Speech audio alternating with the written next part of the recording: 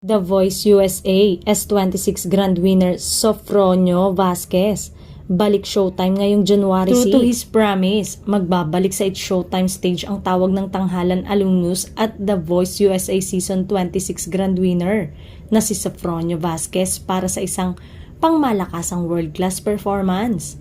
Makakasama ni Vasquez sa nasabing performance ang iba pang TNT alumni at grand champions na sina JM Yusores, Raven Umali, Laika Estrella, Rhea Jen Villarreal at ang tambalan ni na JM De La Serna at Mariel Montellano.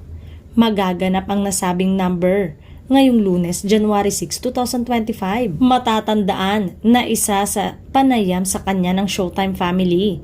Ipinagmalaki ni Sofronio na isa ang TNT sa mga patimpalak na unang nagtiwala sa kanyang kakayanan bilang mga awit at ipinangako na pag-uwi niya sa Pilipinas ay sa Showtime siya unang bibisita.